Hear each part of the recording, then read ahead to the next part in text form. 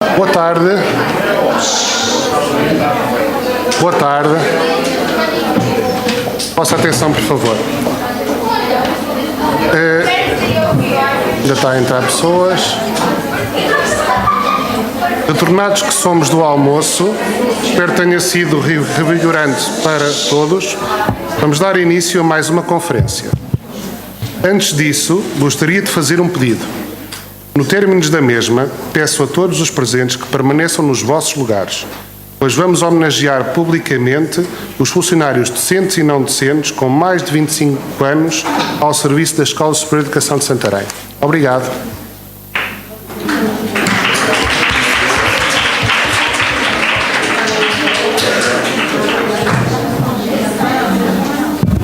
Bom, agora já é boa tarde, não é? Vamos dar início aos trabalhos da tarde e o início vai ser precisamente com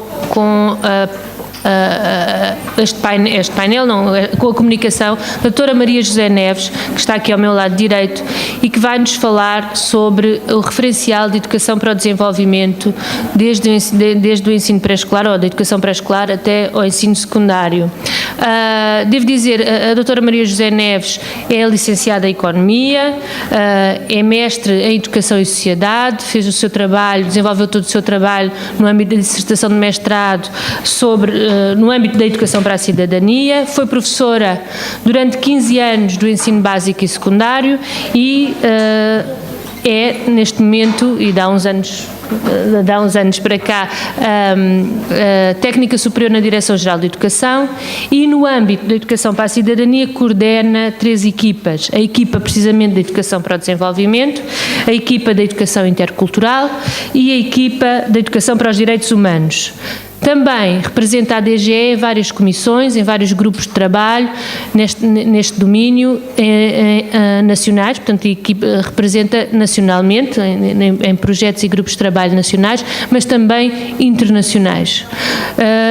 Desde já lhe dou a palavra e agradeço mais uma vez a disponibilidade e ter aceito o nosso convite.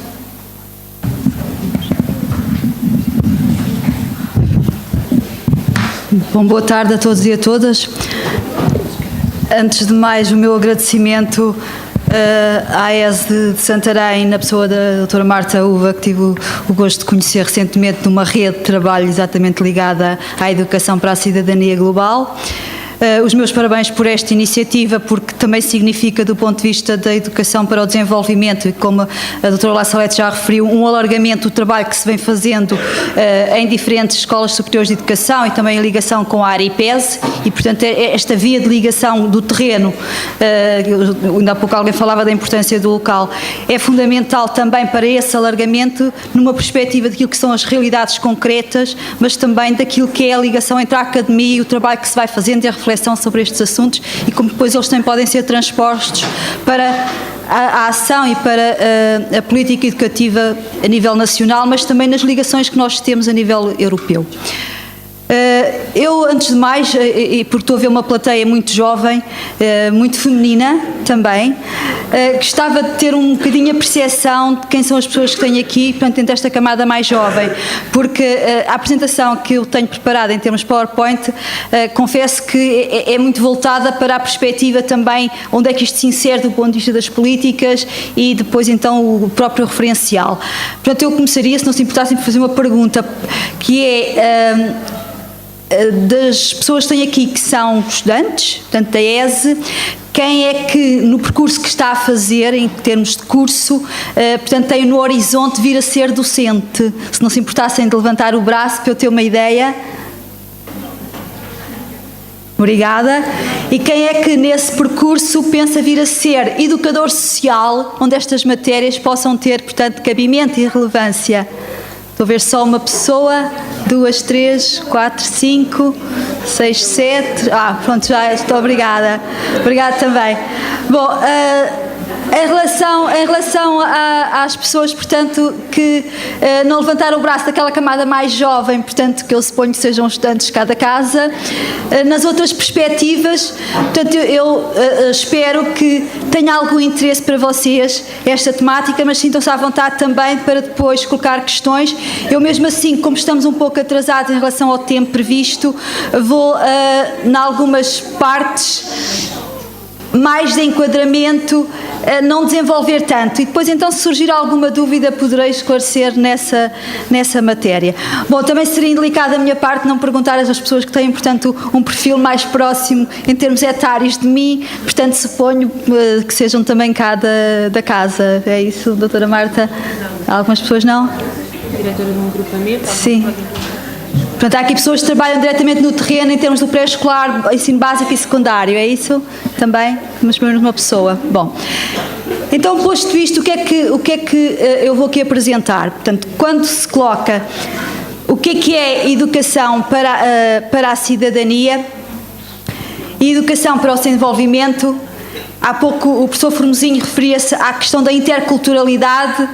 E muitas vezes nós dizemos assim, então isto anda tudo ligado, isto é tudo educação, quer dizer, as fronteiras que aqui estão nestes domínios são essencialmente fronteiras que, diríamos assim, tomáramos nós que a nível das questões interculturais no mundo, elas fossem tão esbatidas quanto na realidade desejamos que sejam. Portanto, são no fundo formas de abordar, são olhares diferentes sobre uma dada realidade que é um todo. Portanto, as pessoas que aqui estão e que são das áreas das ciências sociais conhecem a expressão da interdependência e complementaridade entre as ciências sociais. Portanto, a perspectiva da educação para o desenvolvimento é uma perspectiva da educação para a cidadania, que ela própria não é desligada, é parte integrante de um direito humano, que é o direito à educação.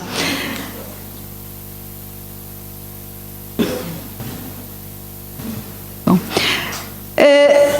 com a idade jovem, portanto, a maioria das pessoas que aqui estão, eu arriscaria quase a dizer que quando andaram na escola entendam ensino básico e secundário, não no ensino superior, a educação para a cidadania provavelmente, enquanto expressão, ter-vos-á passado ao lado, ou não? Quer dizer, vocês quando andavam no ensino secundário, já não vou recuar tanto para o básico, conheciam esta expressão de educação para a cidadania? Era falada na escola? Não? Não. Então, quando chegaram à ESE, começam a lidar com uma realidade em que isto surge, não é? Mas isto não significa que, relativamente àquilo que são as normas jurídicas que enquadram as políticas educativas, isto não estivesse presente, não é? Até muito provavelmente, quando andavam na escola, apanharam uma coisa que se chamava a área escola. Faziam os projetos ligados a várias disciplinas, não é? Ou mais recentemente apanharam as tais áreas curriculares não disciplinares da formação cívica, da área de projeto, do estudo acompanhado. Quem é que na plateia apanhou essas áreas enquanto andava a estudar? Portanto, exatamente como eu esperava, portanto, a maioria. O que é que isto significa no fundo? Significa no fundo que aquilo que enquadra, aquilo que nós estudamos, tem que ver com política educativa e, portanto, também se circunscreve aquilo que são diplomas legais que têm isso salvaguardado. Portanto, nós dizemos hoje assim, queremos que nos vários domínios da nossa aprendizagem, desde que nascemos até que morremos, estamos aqui num paradigma que é o chamado paradigma da aprendizagem ao longo da vida, seja na escola, entendo agora que a escola vossa é a ESE, seja noutros bancos da escola, diz que a vida é o maior banco da escola, fazemos aprendizagens que nos levam para uma participação ativa. Isso muitas vezes é um chavão que se utiliza e diz-se precisamos ser todos cidadãos ativos, cidadãs ativas. Isto é mais recente, não é? Dizemos como cidadãs ativas, proporcionalmente dizemos somos cidadãos ativas. Quer dizer, esta tendência também para ligar ao género acompanha a nossa história. Portanto, temos que ver isto também na própria legislação. Se a legislação não tem lá cidadãos e cidadãs, em Portugal, nomeadamente ainda, não é? Mas digamos ainda, quer dizer, há aqui um ato de esperança que é a própria educação. Bom, mas então estamos a dizer no fundo que queremos que a educação para a cidadania acompanha as nossas várias vivências, do nosso cotidiano. De manhã a professora Salete falava em experiências, eu prefiro falar em vivência, que a educação para a cidadania seja educação na cidadania, entende isto como vivência do nosso cotidiano. E vocês o que estão aqui a fazer hoje é um ato de cidadania nessa perspectiva, é um ato de participação em que vocês vieram, espero, livremente, responsavelmente, porque entendem que possa ter alguma validade para a vossa vida, dê algum sentido às vossas experiências do dia-a-dia. Se der esse sentido de responsabilidade, da tal corresponsabilidade e solidariedade, visão para além dos bancos da escola ou das cadeiras da escola, mas uma visão alargada e que levam convosco, já terá tido alguma importância. Portanto, o que vocês têm aqui neste diapositivo, no fundo, é o diploma legal que enquadra atualmente e desde 2012, a educação para a cidadania na educação pré-escolar, ensino básico e secundário. Dizemos assim, todos os professores, todos os docentes são responsáveis por atender à educação para a cidadania, por a ensinar e fazer aprender, não é? Todos e todas, desde a educação pré-escolar ao ensino secundário. Isto significa estar ali este caráter transversal, esta responsabilidade de todos. Mas por isso isto assim, há aquilo que é responsabilidade de todos, muitas vezes torna-se responsabilidade de ninguém. Mas isso está em cada um de nós, está na forma como cada docente entende, vive a sua profissionalidade, ou seja, não é desligado da sua vivência cidadã. Portanto, há aqueles e aquelas que ainda há pouco levantaram o braço, pensando vir a ser futuros docentes, pensem sempre, vocês podem até não conseguir quando saem da escola daqui o primeiro emprego, esperemos que não seja assim, que o primeiro emprego seja na vossa área de docência, mas assumam essa profissionalidade docente. O que é que isto quer dizer? Tenham esse sentido de responsabilidade, mesmo que seja não no todo da vossa vida, mesmo que seja uma profissão que tenham que completar com outra, deste sentido de que eu tenho um papel a desempenhar, porque a educação para a cidadania deve ser transversal. Agora, quando nós estamos ao nível das disciplinas na escola, existe também atualmente uma possibilidade, que é assim, as escolas não têm que oferecer a disciplina de educação para a cidadania. Não é como que vocês, eu peço desculpa estar-me a dizer assim aos mais jovens, referindo há pouco à área curricular, às áreas curriculares de formação cívica, por exemplo. Mas as escolas podem, escolas do primeiro ciclo, do segundo e do terceiro, podem oferecer uma disciplina que, sendo criada, é de frequência obrigatória para os alunos e que aparece aqui com esta designação, componente curricular complementar.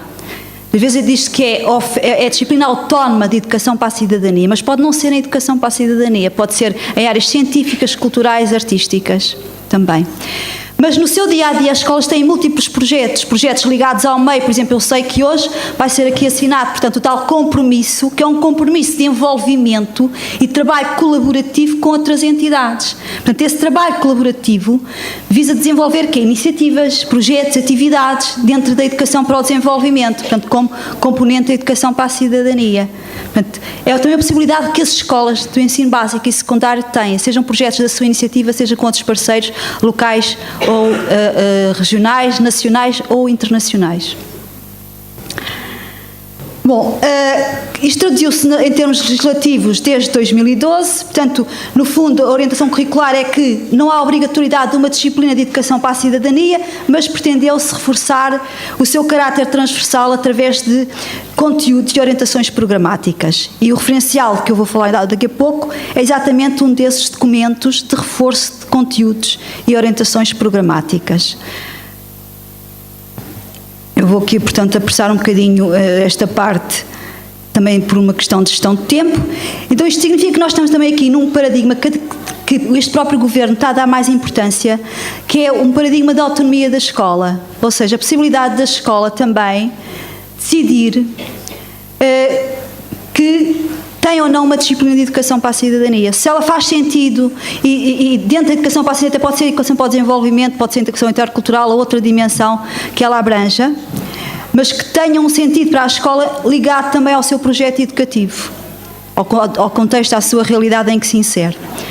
Isto também foi alargado mais recentemente às escolas, portanto, não só as que têm autonomia, os contratos de autonomia, como ao ensino particular e cooperativo. Bom, mas o que é que atualmente e desde 2012 se entende que é a educação para a cidadania? Se nós recuássemos, por exemplo, à idade dos nossos avós em Portugal, nós nem tínhamos sequer escolaridade obrigatória. Vou dizer primeiro o caso da minha avó, que nasceu em 1888, no mesmo ano que o Fernando Pessoa. Felizmente eu direi que para mim, que ela teve a sorte, não morreu no ano de Fernando Pessoa, em 1935, morreu em 1984. Portanto, estou a dizer isto para quê? Para mostrar que aquilo que é a escola, aquilo que é o sentido do que é a educação para a cidadania, tem um caráter histórico. Hoje, se nós dizemos que todas as pessoas em Portugal, desde que maiores de idade, portanto, são eleitores a partir dos 18 anos, se eu recuar, por exemplo, à idade da minha irmã mais velha, só se era maior de idade aos 21 anos de idade, e se compararmos com outros países, a realidade é diversa. Mas há um sentido de cidadania, que é o sentido do exercício, é aquilo que está espelhado aqui nestas frases, que são retiradas de um documento que podem consultar no sítio DGE, que se chama Linhas Orientadoras da Educação para a Cidadania. Portanto, a tal prática da cidadania como exercício, com base em valores que são valores fundamentais dos direitos humanos. E têm ali também colocados. Há ali uma expressão no segundo parágrafo, que hoje a doutora La Salete também referiu, que é a transformação social. O mundo evolui a cada momento, a transformação social existe, é uma constante. Agora, que transformação social? Na base, se nós estamos a querer defender a cidadania democrática, a base são os valores da democracia, são os valores da justiça social, são os valores da igualdade. Da igualdade, obviamente, associada à equidade, não é? Porque nós vivemos numa sociedade que é desigual. Vou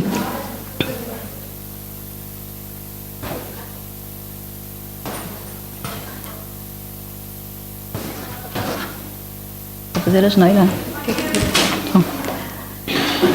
Eu queria recuar só. Como é que se quer aprender?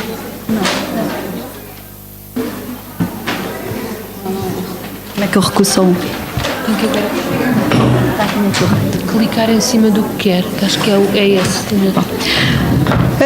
Nós temos aqui, a partir do documento que eu estava a referir, Linhas Orientadoras da Educação para a Cidadania, temos aqui 15 áreas temáticas. Eu agora faço uma questão não para os mais jovens, mas para aqueles que são docentes. Suponham que, advocando que deve haver uma disciplina de educação para a cidadania, vocês tinham 15 lobbies da nossa sociedade a reivindicar 15 disciplinas de educação para a cidadania. Tantas quanto as áreas temáticas que estão contempladas nesse documento, tantas quanto as equipas que a Direção-Geral de Educação tem a trabalhar nestas matérias, não entendam, e vejam pelo meu exemplo na apresentação que a doutora Marta referiu, que temos 15 vezes 3 pessoas, por exemplo, em cada equipa. Não, as pessoas que trabalham estas matérias, em geral, trabalham também matérias das disciplinas do currículo. Trabalham projetos e iniciativas, fazem ligação com outras dimensões. A educação para a cidadania nestas 15 áreas temáticas tem ali uma que é a educação para o desenvolvimento. Portanto, e vejam-na assim, a educação para o desenvolvimento como uma das dimensões da educação para a cidadania.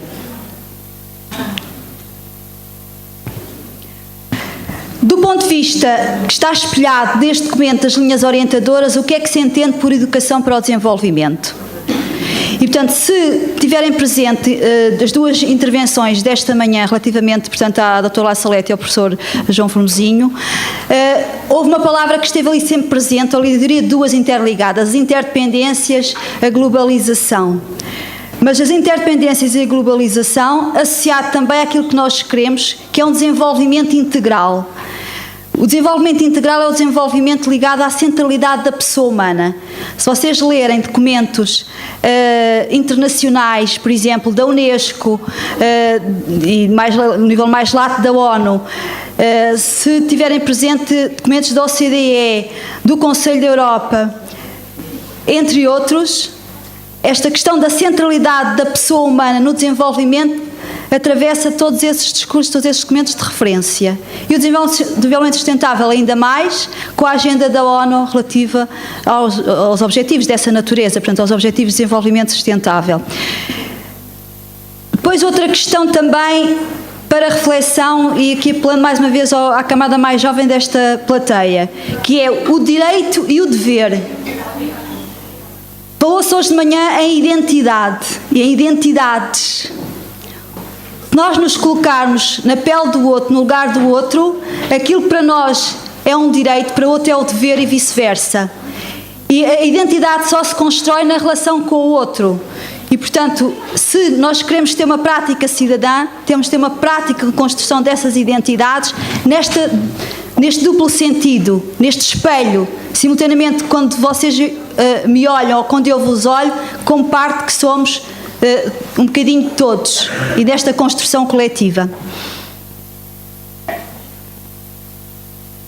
Também, tendo por base este documento, Linhas Orientadoras da Educação para a Cidadania, os referenciais de educação para a cidadania são produzidos sempre, são documentos do Ministério da Educação, particularmente da Direção-Geral da Educação, mas têm sido sempre produzidos em parceria com entidades públicas e com organizações da sociedade civil.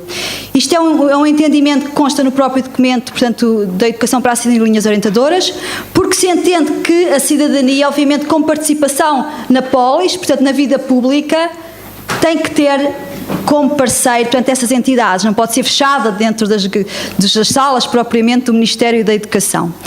Estes referenciais não são programas. Portanto, não são programas, não têm nenhum sentido prescritivo, são documentos orientadores.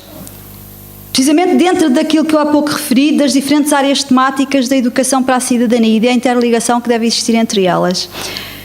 Portanto, são instrumentos de apoio que as escolas podem e devem usar, entendemos nós, no âmbito da sua autonomia, mas indo buscar lá aquilo que entendam como válido. Por exemplo, podem ir a um referencial de educação para a segurança, a defesa e a paz, que já existe publicado há bastante tempo, entendam, posterior a 2012.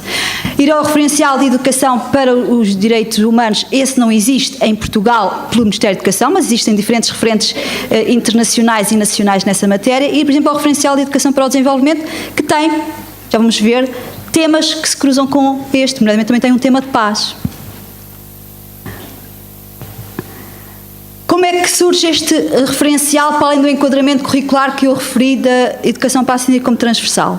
Surge ligado à Estratégia Nacional de Educação para o Desenvolvimento, que a doutora La Salette, portanto, referiu na sua comunicação. As entidades que formam a Comissão de Acompanhamento da Estratégia Nacional de Educação para o Desenvolvimento, as entidades públicas, as duas entidades públicas, a Direção-Geral de Educação e o Instituto de Camões, portanto, o Instituto de Camões, Instituto para a Cooperação e para a Língua, criaram um protocolo e, por sua vez, esse protocolo deu origem a um programa de atividades com duas entidades da sociedade civil, e que são o SIDAC, Centro de Intervenção para o Desenvolvimento Amílcar Cabral, também foi referido esta manhã, e a Fundação Gonçalo da Silveira.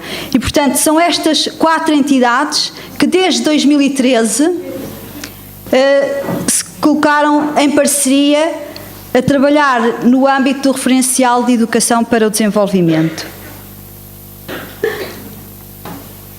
Nós entendemos que, sendo um referencial que abrange a educação pré-escolar, o ensino básico e secundário, entendemos que seja desejável que ele também seja útil para a formação inicial de docentes. Seja útil também para entidades que pretendam elaborar materiais didáticos, materiais pedagógicos, materiais de apoio, recursos que possam facilitar a implementação desse referencial. E possam, portanto, promover a educação para o desenvolvimento como parte integrante e como dimensão da educação para a cidadania. Portanto, na educação pré-escolar, ensino básico e ensino secundário. Como é que este referencial está organizado? Este referencial, atenção, como todos os outros referenciais produzidos nesta matéria, esteve em discussão pública, recebeu inúmeros contributos. Suponho que tenha sido o referencial que tenha recebido mais contributos, talvez não seja alheio a isso o facto de seja a única dimensão da educação para a cidadania que tem uma estratégia nacional. Atenção. Isso deve querer dizer alguma coisa desde 2010 que existe a estratégia nacional.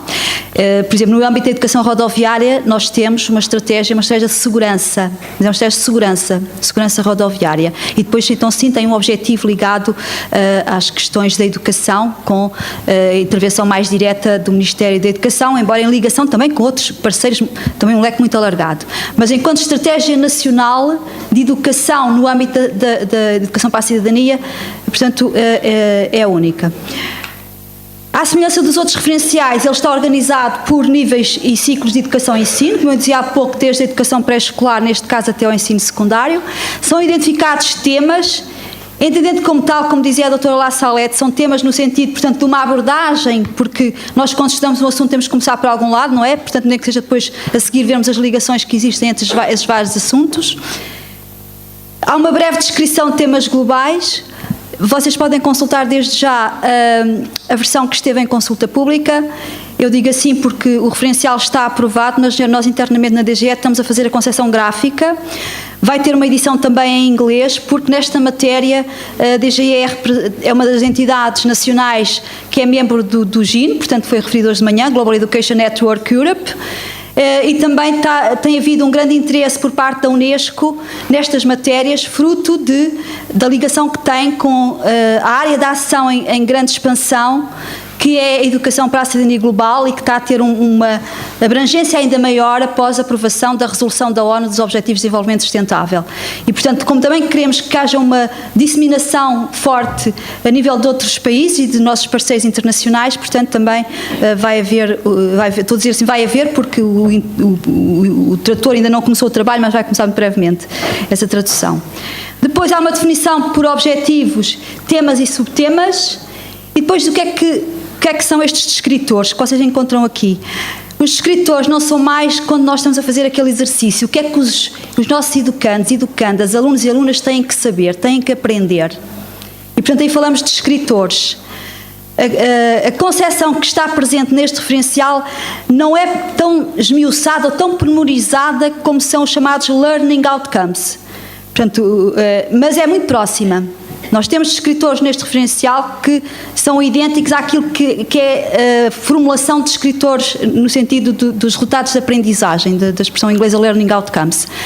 Embora é possível traduzir enquanto comportamentos observáveis ainda em frases que traduzem, obviamente, valores, atitudes, conhecimentos, capacidades e comportamentos. Portanto, no sentido também da ação, porque é isso que queremos, não queremos que haja valores por si só. Queremos que os valores orientem a ação, mas os valores para orientarem a ação têm que se transformar numa atitude, têm que se transformar em uma predisposição mental para agirmos. Mas se nós tivermos os valores, as atitudes, não tivermos o conhecimento com a compreensão crítica, também não somos capazes de associar isso às chamadas skills, às chamadas capacidades. Mas aquilo que nós queremos é a competência demonstrada, é a ação, é a prática da cidadania. E, portanto, aí que haja descritores nestes vários níveis. Portanto, ao nível dos conhecimentos, entendidos também como conhecimento e capacidade, e compreensão crítica, das capacidades, no sentido inglês das skills, portanto, não é a competência na mobilização de todos estes elementos, dos valores e de atitudes, e, portanto, traduzidos em ação, portanto, traduzidos em comportamento. Quais são os 6 temas que estão neste referencial? Se ligarem a um dos esquemas que a La Salette apresentou de manhã a propósito da educação para a cidadania global, vocês tinham lá desenvolvimento sustentável, tinham a justiça social, a cidadania global e tinham a prevenção de conflitos, onde aqui temos a questão da paz. Pobreza e desigualdades, porquê? Porque nós estamos a querer, com a educação para o desenvolvimento, caminhar para a tal transformação social de uma sociedade em que, pelo menos, haja uma qualidade de vida, entendendo como elementar do que é desenvolvimento, a melhoria do bem-estar associada à qualidade de vida, nas várias dimensões da centralidade da pessoa humana, o que significa que não estamos aqui a colocar só as questões que são meramente cognitivas, mas claro, as questões também são afetivas, socioafetivas, e entendendo estes temas como interligados, interdependências e globalização, porque as formas de interdependência são múltiplas. Não? É como nós analisarmos a questão da interculturalidade. Nós temos de ter dimensões da interculturalidade que ultrapassam as perspectivas étnicas, ultrapassam as perspectivas de género, ultrapassam as perspectivas meramente culturais no sentido restrito do termo. E depois estes temas, cada um deles está dividido em subtemas. Neste caso são os subtemas do tema desenvolvimento. Como é que estou? Temos aqui, portanto, quatro subtemas. Obviamente, começando pela questão dos conceitos, porque aquilo que hoje é entendido como desenvolvimento, e a doutora La Salette também referiu isto hoje de manhã, portanto, com as gerações do desenvolvimento da estudiosa destas matérias, portanto, a Manuela Meza, a questão da cooperação porque a visão da cooperação internacional tem facetas que são de desenvolvimento e outras mais de ajuda mais próxima, como a ajuda humanitária. A diversidade, que é uma realidade. Eu aqui chamo a atenção, em ligação com outras intervenções já de hoje, a diversidade é um facto inegável. Nós podemos fazer como a avestruz e querer esquecê-la, mas não é por isso que ela deixa de existir. Aquilo que nós temos, eu direi, o dever de fazer do ponto de vista da cidadania é trabalhar para a valorização da diversidade. E a valorização da diversidade ligada à transformação social tem que estar associada às visões do mundo. Que mundo é que nós queremos construir e qual é o nosso papel no dia-a-dia, não é? Nas ações cotidianas de cada momento. Daí as visões de futuro, alternativas e transformação social. Isto no tema 1. Depois no tema 2, interdependências e globalização. São estes os subtemas que temos aqui. O local e o global. Nós vivemos no local. Portanto, aquela tradicional frase do pensar globalmente, mas agir localmente pensando que as nossas ações no local têm interferências que muitas vezes não controlamos na ação global. A complexidade das sociedades, o próprio saber acompanha a complexidade da sociedade, não quer dizer que ao mesmo ritmo, estou a falar das sociedades humanas. A governação à escala global e fenómenos, portanto, associados, nomeadamente à transnacionalização. A pobreza e as desigualdades. Portanto, o empobrecimento e o enriquecimento como facetas de uma mesma moeda. O problema da exclusão social é indissociável da pobreza, mas aquilo que nós desejamos é que desigualdade não seja sinónimo de pobreza, não é? E mesmo no campo da educação, os resultados mostram que quando nós caminhamos para a diminuição da desigualdade do ponto de vista social, isso é um fator que contribui para a melhoria dos resultados escolares. E eu a este propósito não consigo deixar de focar em ligação com, normalmente não fiz porque estávamos um bocadinho atrasados para o almoço, com uma intervenção na comunicação do professor Formosinho, que é quando nós observamos a realidade histórica portuguesa. O último estudo da educação do CNE, do Estado da Educação, 2015, até muitas vezes pegando em dados e em rankings que se falam e que se ficaram aqui, como a questão do PISA, mas também de outros estudos, mostra que já há dados que nos permitem hoje, e eu digo hoje, mas atenção que há resultados nesse estudo que são de 2012, que mostram que é possível obter cada vez mais bons resultados escolares, e tendo aproveitamento às disciplinas, está bem? Agora vamos falar assim para simplificar. É possível haver uma melhoria dos resultados escolares, portanto, do aproveitamento escolar, em camadas, em contextos sociais tradicionalmente desfavorecidos. E uma das razões que o relatório do CNE aponta para isto é pensarmos em que fase andou na escola a geração dos pais destes alunos. E a geração dos pais destes alunos é a geração da Lei de Bases do Sistema Educativo. A Lei de Bases do Sistema Educativo é de 1986. Continua a reunir um grande consenso na sociedade portuguesa. A Lei de Bases do Sistema Educativo tem uma vez a palavra cidadania. Mas atenção, eu ao dizer isto não estou a dizer que a Lei de Bases do Sistema Educativo não dá importância à educação para a cidadania. Longe de mim dizer isso. O que eu estou a dizer com isso, eu quero dizer, fazendo este exemplo e buscando estes dados do relatório do CNE, é mostrar como a escola e a valorização da escola são fundamentais para o desenvolvimento. E, portanto, a educação para o desenvolvimento tem que ser vista também em ligação com o todo, que é o direito à educação. E o direito usufruindo. Portanto, mais escola para os pais também significa mais possibilidades de acompanharem os seus filhos, profissões em que têm maior conhecimento e mais lato, e, portanto, também estamos aí a trabalhar para o desenvolvimento. Um outro tema indissociável destas matérias, portanto, é a justiça social. Portanto, a perspectiva deste referencial não é estudar as instituições da justiça, ou não é estudá-las por si, é estudar as instituições da justiça ao serviço da democracia, é ligar isto com aquilo que é a democracia, as formas de democracia e participação, democracia e direitos humanos. Portanto, enquanto construção da justiça social como uma construção cidadã, participada. Nesta ideia comum à cidadania, que é a ideia do bem comum. O bem comum, nós podemos ter divergências e temos diversidade, mas um ideal de bem comum é um ideal que ultrapassa a ação individual, para a ação coletiva, para a tal polis, vida em sociedade. Cidadania global, portanto, seria incontornável ter um tema de cidadania global.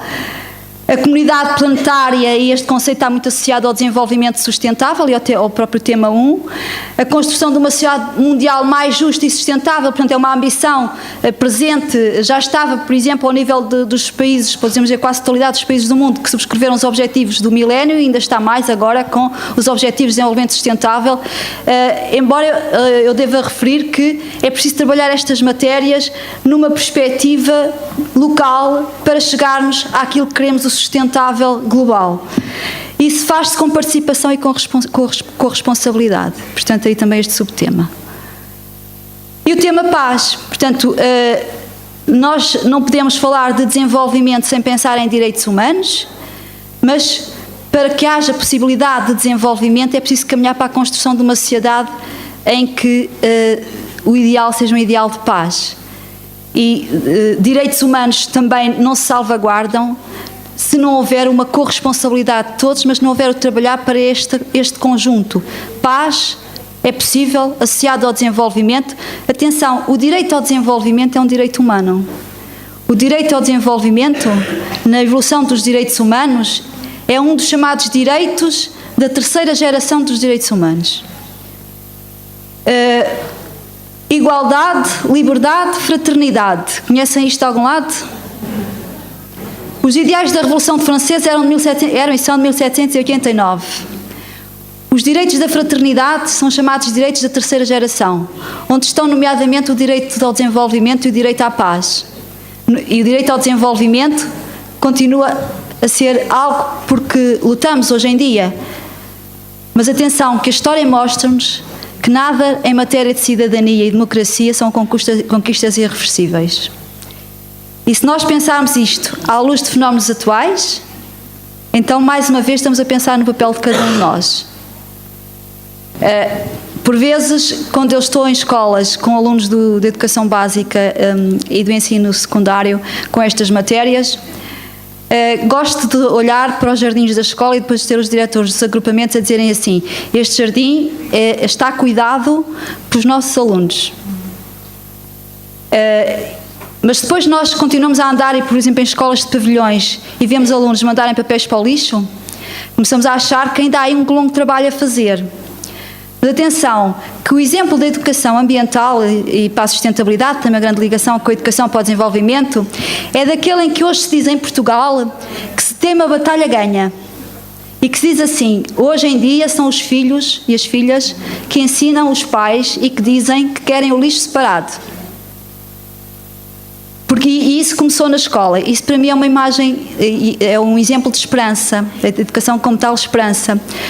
Mas a participação, é só por uma questão de tempo que eu não vos mostro alguns dados de um estudo recente do Instituto de Ciências Sociais sobre participação e sobre a participação dos jovens em atos eleitorais, e que nos mostram, por exemplo, que aquele simples gesto de teclar no telemóvel, que eu estou a ver algumas pessoas aqui a fazer isso hoje, e portanto não estou obviamente a condenar, mas portanto estou a dar só como exemplo, e por exemplo o uso das redes sociais e do Facebook é muito pouco utilizado para a participação do ponto de vista da aprendizagem de política. E, portanto, isto também deve ser uma preocupação neste sentido. Não é propriamente estar a dizer, então tire-se os telemóveis aos jovens e às crianças na escola. Não é isso. Mas é o sentido da sua utilização para a aprendizagem da cidadania, da chamada cidadania digital. Mas isso também passa por os docentes alterarem e colocarem isso nas suas práticas. Porque o grande desafio deste referencial, assim como de outros referenciais nesta matéria, portanto, produzidos pela DGE, volto a dizer, em parceria com diferentes entidades públicas e da sociedade civil, é a utilidade e a capacidade que cada docente na sua escola, com os seus alunos e alunos, tenha de fazer uso dele nas suas práticas cotidianas.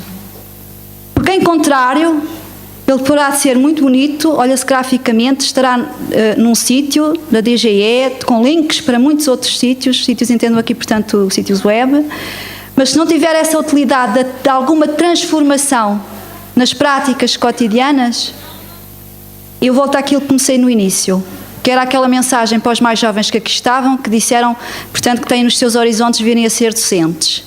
É assumirem isso na vossa profissionalidade. Os enquadramentos legais são importantes. nas minhas intervenções, com frequência, tenho docentes a dizer: mas nós gostávamos que houvesse uma disciplina de educação para a cidadania. Eu coloco normalmente a questão devolvendo-a. Sim, mas não havendo, o que é que nós podemos fazer no dia-a-dia? Até porque é questionável, e há estudos que mostram, o meu estudo é um estudo de caso da minha sessão de mestrado, é um deles, como dizia uma docente recentemente numa intervenção no encontro onde eu estive, que por vezes nós somos peritos, e ela referia-se a nós como docentes, nós somos peritos em transformar algo que desconhecemos em algo que conhecemos. E aí vai uma grande diferença, que é entre, eu aqui peço um bocadinho de desculpa, estarei a falar mais para os docentes, onde também me incluo como percurso histórico e profissional, que é, mas o nosso sentido que nós damos à profissão é o sentido da nossa vivência. E os professores e professoras que mais recordamos, se calhar não são aqueles que nos ensinaram o que era a história do ponto de vista da cronologia, mas o que era a história do ponto de vista do sentido que vale hoje também para a nossa identidade cidadã. E, portanto, com isto, espero que tenha tido alguma utilidade e que, quanto mais não seja, de questionar a importância destas, eu não gosto de dizer matérias, vou dizer